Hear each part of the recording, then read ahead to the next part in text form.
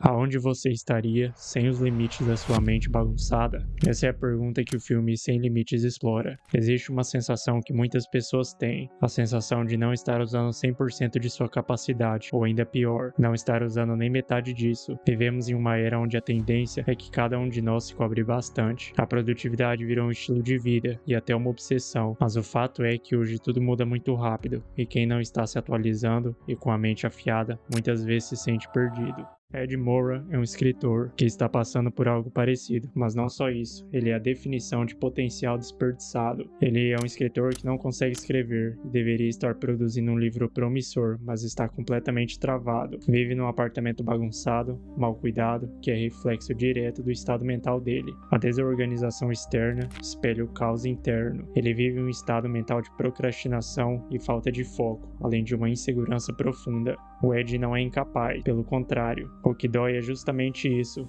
Ele sabe que poderia ser mais, mas está paralisado. Ele começa tarefas e abandona, promete mudança que nunca executa e vive preso em uma névoa mental. E então toda a sua vida toma um rumo inesperado quando ele encontra com seu antigo cunhado e ex-traficante de drogas, Vernon. De todas as relações inúteis, esquecidas e cheirando a naftalina, tem alguma coisa mais inútil do que um ex-cunhado? E você tá bem? Parece estar dormindo na rua. O que é que tá rolando? Nada demais. Ainda tentando escrever? Na verdade, eu tenho um contrato.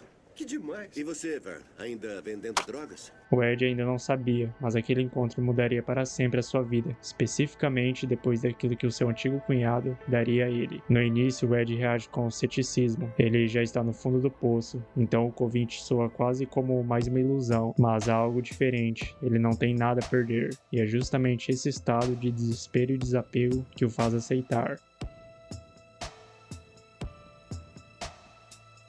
Quando ele volta para casa, a substância bate, começa a fazer efeito e a transformação é quase instantânea.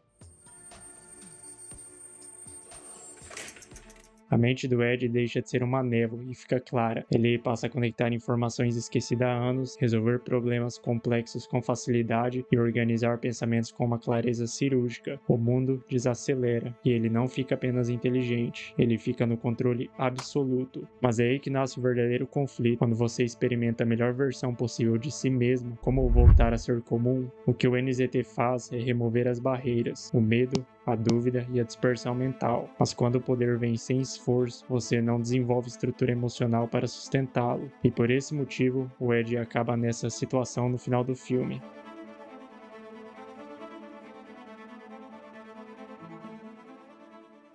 Antes, o Ed era dominado pelas circunstâncias, mas durante o NZT ele passa a dominar tudo ao redor. Mas o contraste mais interessante não é apenas intelectual, é existencial. Sem o NZT, o Ed vive no mundo da sobrevivência, mas com ele vive no modo expansão. Ele deixa de reagir à vida e começa a moldá-la. O nosso personagem estava com a vida travada por conta das distrações, o excesso de pensamento, a falta de clareza e a procrastinação, e o NZT resolve isso, mas com um detalhe importante. Na vida real, o NZT seria a representação equivalente à disciplina extrema e da clareza de um propósito, já que é somente através dessas virtudes que você poderia chegar aonde o Ed ainda vai chegar no futuro. No dia seguinte, o efeito se foi, e isso fica nítido e extremamente evidenciado através das cores do filme, que antes era de um amarelo vívido e intenso, mas que agora voltou para o cinza e opaco. O Ed antigo estava de volta, mas o Ed atual iria fazer qualquer coisa para voltar àquela sua versão aprimorada. Porém, quando ele procura o Vern, percebe que ele está com problemas.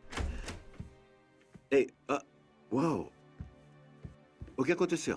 Isso já era indicativo suficiente do que estava prestes a acontecer. Quando o Ed volta ao apartamento, o Vern está morto, e isso muda tudo. O Ed encontra todo o NZT e uma quantia em dinheiro vivo.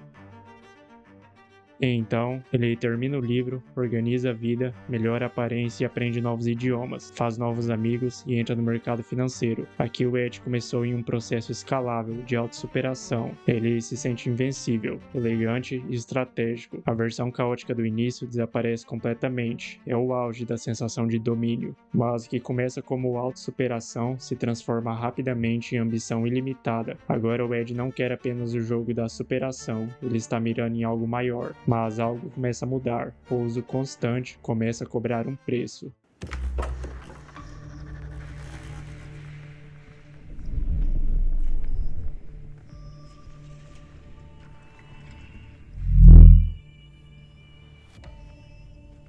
apagões mentais, perca mental de horas, onde ele não sabe aonde foi, quem encontrou ou se cometeu erros. E isso destrói o pilar central da identidade que ele havia construído, onde ele estava no controle absoluto. Agora existe uma zona obscura dentro da própria mente, e nada é mais assustador do que não confiar na própria consciência. Fraqueza e dor são sintomas graves, mas o efeito psicológico é ainda maior. Quando o Ed fica sem o NZT pela primeira vez, ele descobre que a substância é instável, e outros usuários já morreram. Aqui tudo muda, e a dependência é real. O Ed logo consegue mais do NZT que havia guardado, mas não sem antes colocar sua até então namorada em risco no processo. E então ele volta, ultra estratégico, confiante ao extremo, visionário e orientado ao poder. Psicologicamente, isso gera uma sensação de superioridade cognitiva. Ele não reage ao mundo, ele prevê. E isso altera completamente a sua postura corporal, seu tom de voz e ritmo de pensamento. Ele fala devagar porque já pensou 10 passos à frente. O Ed não quer apenas estabilidade, ele passa a querer influência real. E então ele entra em jogos de poder,